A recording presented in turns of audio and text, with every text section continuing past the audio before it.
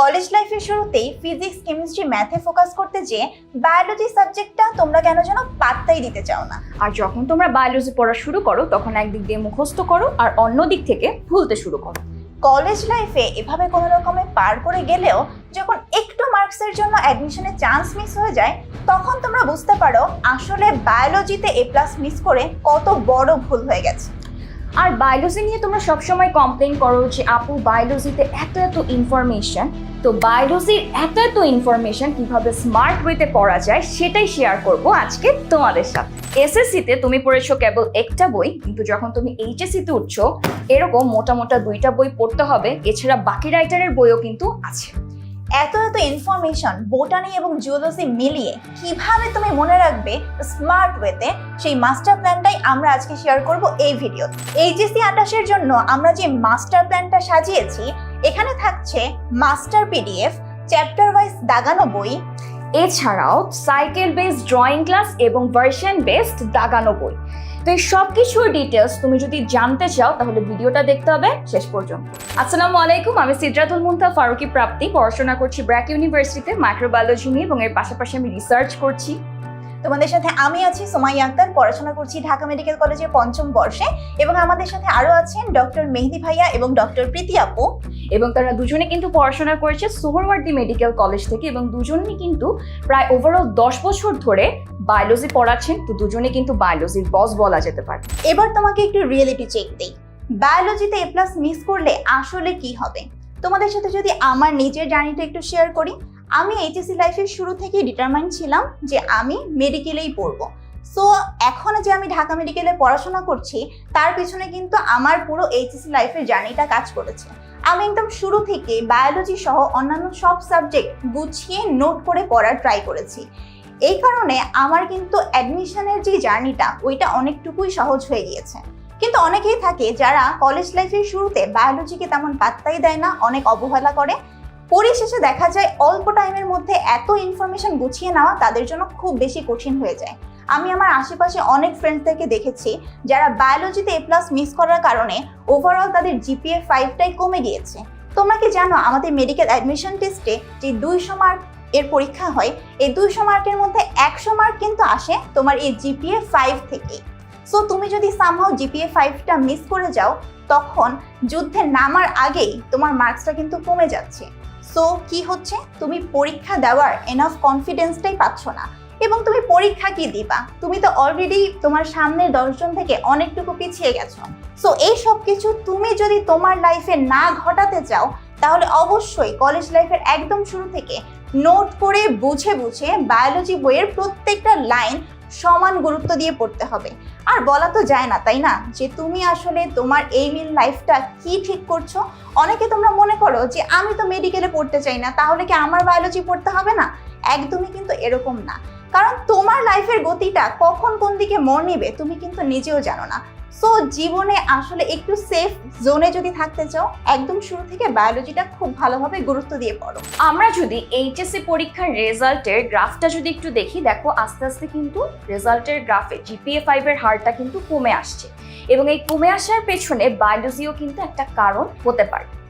আর আমরা যদি একটু এসএসসি ভার্সেস এইচএসসি নিয়ে একটু দেখি, এসএসসি পরীক্ষা তোমাদের টোটাল বইতে ছিল 14টা চ্যাপ্টার, যখন তুমি এইচএসসিতে উঠছো তোমার জুলজি বোটানি মিলিয়ে কিন্তু 24টা চ্যাপ্টার তোমার পড়া লাগছে। আর এছাড়াও তোমরা কিন্তু ইউনিক ব্যাচ, তোমাদের আগে কোনো বোর্ড পরীক্ষা হয়নি, আর এসএসসি পরীক্ষা দিয়েছো কেবলমাত্র 7টা চ্যাপ্টারের ওপর। তো তোমার বাকি 7টা চ্যাপ্টারের গ্যাপ তো রয়ে গিয়েছে, এর পাশাপাশি তোমার 24টা অধ্যায় পড়তে হচ্ছে। তো এত ইনফরমেশন কিভাবে পড়বো, মাথা ঘোরাচ্ছে, খুব স্বাভাবিক। তো পরীক্ষায় যাওয়ার আগে বা এইচএসসির সময় সবচেয়ে বিগ স্ট্র্যাটেজিটা হচ্ছে কোন ইনফরমেশনগুলো আমরা বাদ দিয়ে নিজেদেরকে প্রিপেয়ার করে তুলতে পারি। এসএসসি এইচএসসির মধ্যাকার সেই গ্যাপ ফিল আপ করা, তোমার ফাউন্ডেশন রেডি করা, এছাড়াও বিগত 10 বছরের প্রশ্ন অ্যানালাইসিস করে আমরা কিছু সেরা ম্যাটেরিয়ালস রেডি করেছি তোমাদের জন্য, যেটা তোমার কলেজ লাইফ বলো, এইচএসসি বলো, অ্যাডমিশন বলো, পুরো সময়টাতে তোমার সাপোর্টিং সিস্টেম হিসেবে পাশে থাকবে। তো চলো আমরা দেখে নিই। তো আমাদের অনলাইন বায়োলজি ব্যাচে আমরা তোমাদের সুপার প্রিপারেশনের জন্য যেসব ম্যাটেরিয়াল নিয়ে এসেছি তার মধ্যে একটা হচ্ছে আমাদের মাস্টার পিডিএফ, আর একটা হচ্ছে আমাদের টেক্সট বুক লেভেলিং। এখন কাহিনীটা হলো, আমাদের প্রত্যেক ক্লাসের শেষে আমরা তোমাদেরকে এই মাস্টার পিডিএফটা দিয়ে দিব। তোমাদের আমাদের কাছে প্রশ্ন থাকে যে আপু আমাদের বই আসলে কয়টা। আমরা যদিও মেইন রাইটার হিসেবে 2টা রাইটার তোমাদেরকে পড়তে বলি, বাট এছাড়াও কিন্তু আরো অনেক রাইটারের অনেক অনেক ইনফরমেশন তোমাদেরকে মনে রাখতে হয়। তো তোমাদের জন্য কষ্ট করে সব রাইটারের বই আলাদা আলাদা করে কিনতে না হয়, এই জন্য ইম্পর্টেন্ট টপিকগুলো, ইম্পর্টেন্ট ইনফরমেশনগুলো আমরা এক জায়গায় করে এই মাস্টার পিডিএফে দিয়ে দিয়েছি। তুমি যখন আমাদের ক্লাসটা করবা, মেইন বইটা পড়বা, সাথে মাস্টার পিডিএফ থেকে এক্সট্রা ইনফরমেশনগুলোও পড়ে ফেলবা, তখন কিন্তু তোমাকে আর কেউই ঠেকাতে পারবে না। একই সাথে দেখো, আমরা আমাদের মেইন বইটাকে এমনভাবে প্রিপেয়ার করেছি যেন তুমি বিভিন্ন কালারের মার্কার দেখে বুঝে ফেলো যে বইয়ের লাইনটা তোমার জন্য কেন ইম্পর্টেন্ট, বিগত বছরে জিনিসটা কোথায় আসলে এসেছে। অর্থাৎ আমরা যখন মার্কিং করছি তখন একই সাথে প্রিভিয়াস এইচএসসিতে কোন প্রশ্ন এসেছে, প্রিভিয়াস তোমার মেডিকেল ভর্তি পরীক্ষা অথবা ভার্সিটির অ্যাডমিশনে কোথা থেকে প্রশ্ন এসেছে এবং তোমার জন্য কোন জিনিসগুলো মাস্ট মেমোরি হিসেবে থাকছে, প্রত্যেকটা জিনিস আমরা ভিন্ন ভিন্ন কালিতে তোমাদেরকে মার্ক করে দিচ্ছি। তাহলে বইটা দেখলেই তোমার কাছে একদম পানির মতো পরিষ্কার যে কোন জিনিস তোমাকে অবশ্যই পড়তে হবে আর কোন জিনিস তুমি চাইলেও স্কিপ করতে পারো। সো এই দুইটার সম্মিলনে তোমাদের প্রিপারেশনটা কিন্তু একদম 100তে 100 হবে। বায়োলজিতে ভালো নম্বর পেতে গেলে চিত্র তো আঁকতেই হয়। এছাড়া আমি বিগত 10 বছরের প্রশ্ন যখন অ্যানালাইসিস করলাম তখন দেখলাম বেশিরভাগ প্রশ্ন এরকম আসে যে হয়তোবা তোমাকে বললো যে হৃৎপিণ্ডের চিত্রটা এঁকে দেখাও, দেখা যাচ্ছে এখানে কিন্তু তোমার আর কোনো অপশন নেই চিত্র আঁকা ছাড়া। তো এর জন্য কিন্তু আমাদের চিত্র আঁকার শেখাটা খুব গুরুত্বপূর্ণ। এছাড়া আমাদের উদ্দীপকেও দেয়া থাকে লেবেলিং করা XYZ দিয়ে, তখন তোমার ধরতে হয় যে এটা আসলে কিসের চিত্র। তো এই যাবতীয় জিনিসগুলোর জন্য আমাদের চিত্র আঁকাটা কিন্তু খুব গুরুত্বপূর্ণ। তাই তোমাদের জন্য আমরা যেটা প্ল্যান করেছি যে আমরা কিছু বিশেষ রেকর্ডিং ক্লাস দিব যেখানে প্রতিটা চ্যাপ্টারের ইম্পর্টেন্ট চিত্রগুলো আমরা শেখাবো কিভাবে সহজে কম সময় দ্রুত আঁকা যায়। শুধু চিত্র আঁকানের পাশাপাশি লেবেলিং সহ নানাবিধ যা কিছু আছে সবকিছু তোমার জন্য সেই ক্লাসে রেডি থাকবে, যেন পরবর্তীতে চিত্র আঁকা নিয়ে তোমার আর কোনো সমস্যাই না হয়।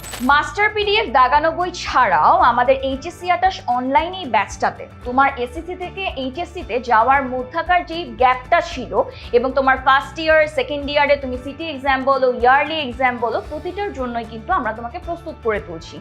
এছাড়াও সামনেই থাকে আমাদের অ্যাডমিশন এক্সাম এবং মেডিকেল এক্সাম এর কথা আমি যদি বলি, এইচএসসির ঠিক কয়েকদিন পরেই আমাদের মেডিকেল এক্সামটা হয়ে যায়। আমরা কিন্তু খুব একটা টাইম পাই না নিজেদেরকে প্রিপেয়ার করে তুলতে। তাই আমাদের কি করতে হবে, একদম শুরু থেকে মেডিকেল এক্সামের জন্য প্রস্তুত করে তুলতে হবে নিজেকে। তো এর জন্য আমরা 10 বছরের ভর্তি পরীক্ষার প্রশ্ন অ্যানালাইসিস করে তুমি মেডিকেল বলো, ডেন্টাল বলো, তোমার ভার্সিটি এক্সাম বলো, প্রতিটার জন্যই কিন্তু তোমাকে আমরা একদম প্রস্তুত করে তুলছি। তোমাদের এক্সামটা এসএসসি 26, তোমাদের এক্সামটা হয়েছে শর্ট সিলেবাসে। তো আমি যদি তোমাদেরকে শর্ট সিলেবাসের চ্যাপ্টারগুলো একটু দেখাই, প্রথম অধ্যায়টা খুব একটা কানেক্টেড না, দ্বিতীয় অধ্যায় কোষ ও টিস্যু, সেটা আবার দেখো এইচএসসির কোষ এবং এর গঠনের সাথে একদম ফার্স্ট পেপারের ফার্স্ট চ্যাপ্টারটা একদম হাইলি কানেক্টেড। এবং তুমি যখন কলেজে উঠবে দেখা যাবে তোমার প্রথম সিটি এক্সামটাই কিন্তু এই চ্যাপ্টারের উপর হচ্ছে। এরপরে তুমি কোষ বিভাজন দেখো, এখানে কোষ বিভাজন ছিল, এইচএসসিতেও কিন্তু কোষ বিভাজন, একদম অধ্যায়ের নেমটাও সেম।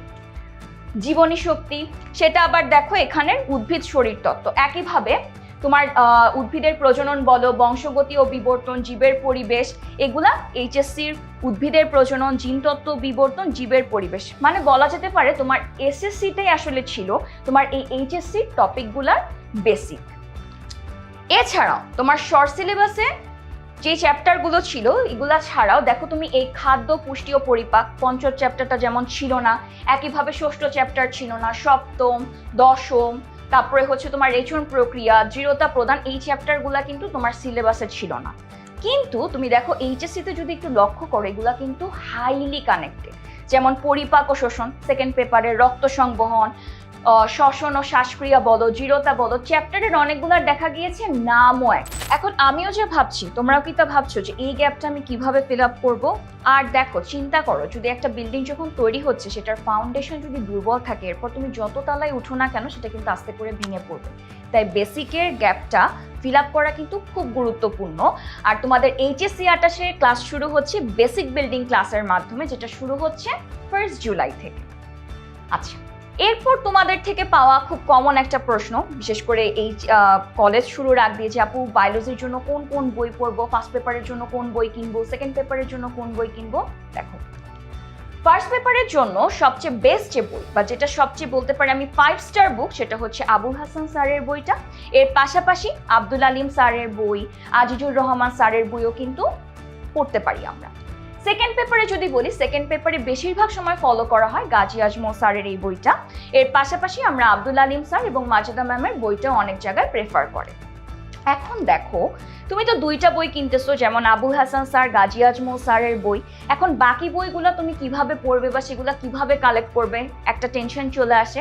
তো তোমাদের এই টেনশনটা সলভ হচ্ছে মাস্টার বুক। এই মাস্টার বুকে তোমার আবুল হাসান স্যারের বই, গাজী আজমল স্যারের বইয়ের ইম্পর্টেন্ট টপিক তো থাকছে, এর পাশাপাশি বাকি লেখকদের বইয়ের ইম্পর্টেন্ট পার্ট বলো, এমসিকিউ বলো, সিকিউ বলো, সব কিছু কিন্তু একদম একসাথে রেডি করা আছে আমাদের মাস্টার বুকে। মাস্টার বুকে এছাড়াও তোমার বোর্ড প্রশ্ন অ্যানালাইসিস বলো, তোমার একটা চ্যাপ্টার অ্যানালাইসিস, একটা চ্যাপ্টারের কোন অংশটা থেকে সিকিউ বেশি আসে, কোন অংশ থেকে এমসিকিউ বেশি আসে, সব কিছু কিন্তু রেডি আছে। এছাড়া মাস্টার পিডিএফটাও কিন্তু তুমি লেকচার শিটের পাশাপাশি মাস্টার বুকেও পেয়ে যাচ্ছ। এইচএসসি সেগমেন্ট ছাড়াও তোমাদের এই মাস্টার বুকে আমরা কিন্তু বলেছি শুরু থেকেই তোমাকে অ্যাডমিশনের জন্য প্রিপেয়ার করে তুলতেছি। মাস্টার বুকে তুমি তোমার মেডিকেল অ্যাডমিশন বলো, তোমার ভার্সিটি অ্যাডমিশন বলো, ডেন্টাল অ্যাডমিশন বলো, সব কিছুর প্রশ্ন কিন্তু একদম সুন্দরভাবে গুছানো করে দেওয়া আছে আমাদের এই মাস্টার বুকে। যেন তুমি যদি অ্যাডমিশনের আগে দেখতে চাও যে আমার মেডিকেলের প্রশ্নটা কিভাবে আসে বা কিভাবে আমি প্রিপারেশন নিব, সেটা কিন্তু শুরু থেকেই তোমার কাছে পৌঁছে আমরা দিচ্ছি মাস্টার বুকের মাধ্যমে।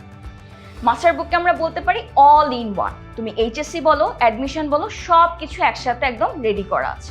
ওকে, এবার আসি, আমাদের তো এলিমেন্ট গেল, সব কিছু গেল, এবার আসি আমরা ক্লাসগুলো আসলে কিভাবে নিচ্ছি।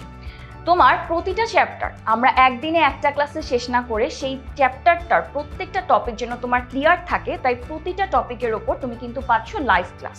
এবং লাইভ ক্লাসে শুধু যে টপিক বা থিওরি পড়ানো হচ্ছে সেটা না, এমসিকিউ সলভ করানো হচ্ছে। এবং বায়োলজি ক্লাসটা তোমরা অলরেডি যারা আমার এসএসসি সেগমেন্টে ক্লাস করেছো তোমরা দেখেছো, আপু অনেক ডায়াগ্রাম এঁকে এঁকে বুঝাই। তো প্রতিটা ক্লাসে আমাদের পুরো টিচার প্যানেলই কিন্তু এইভাবে তোমাদের ক্লাসগুলো নিবে, যেন ডায়াগ্রাম এঁকে এঁকে কনসেপ্টটা যাতে তোমার একদম ক্লিয়ার হয়ে যায়। এর পাশাপাশি দেখো, লাইভ ক্লাসগুলোতে ভাগ করে করে থাকছে। এখন তুমি যদি চাও পুরো চ্যাপ্টারটা একসাথে ক্লাস করতে, সেটারও সুযোগ আছে ওয়ান শট ক্লাসের মাধ্যমে। সেখানে তোমার পুরো চ্যাপ্টারটার তুমি থিওরি বলো, এমসিকিউ বলো, সিকিউ বলো, সব কিছু রেডি থাকছে এই ওয়ান শট ক্লাস।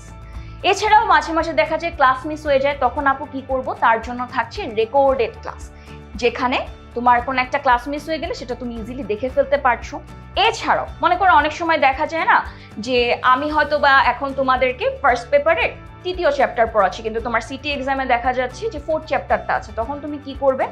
এর জন্য আমরা এইচএসসি 27-এর প্রতিটা ক্লাস তোমাদেরকে দিয়ে দিচ্ছি আর্কাইভ ক্লাস আকারে। তোমার যখন প্রয়োজন তখন কিন্তু তুমি আর্কাইভ ক্লাসগুলো দেখে তোমার যে সেই গ্যাপটা বা সিলেবাস ফুলফিল করা, সেটাও কিন্তু সম্ভব হয়ে যাচ্ছে। আর আরেকটা মজার কথা হচ্ছে, পুরো ক্লাসটা জুড়ে আমরা টিচাররা তো তোমাদের সাথে থাকছি, এছাড়াও থাকছে 10 AI ফ্রেন্ড। ক্লাসের যে কোনো সময় যে কোনো বিষয় নিয়ে তুমি যদি কনফিউজড হয়ে যাও, সেটাও কিন্তু ও তোমাকে সলভ করে দিবে। সেটা তোমার লাইভ ক্লাস বলো, রেকর্ডেড ক্লাস বলো, ওয়ান শট ক্লাস বলো, প্রতিটা সময় ও কিন্তু তোমার সাথে থাকছে। ওকে, এখন আসি এত কিছুর আসলে আমাদের টার্গেটটা কি। টার্গেট আমাদের একটাই, সেটা হচ্ছে সময়ের মধ্যে তোমাকে পুরোপুরি প্রিপেয়ার করে তোলা এইচএসসি এবং অ্যাডমিশনের জন্য। এখন একটা প্রশ্ন আসে যে আপু আমি নিজেকে যাচাই করব কিভাবে? যাচাই করার অনেকগুলো ওয়ে আছে। যেমন প্রতিটা ক্লাসের পর থাকছে ডেইলি এক্সাম, যেখানে প্রতিটা ক্লাসে যেই টপিকের ওপর তোমার ক্লাস হলো সেটার উপর তুমি এমসিকিউ এক্সাম দিতে পারতেছো।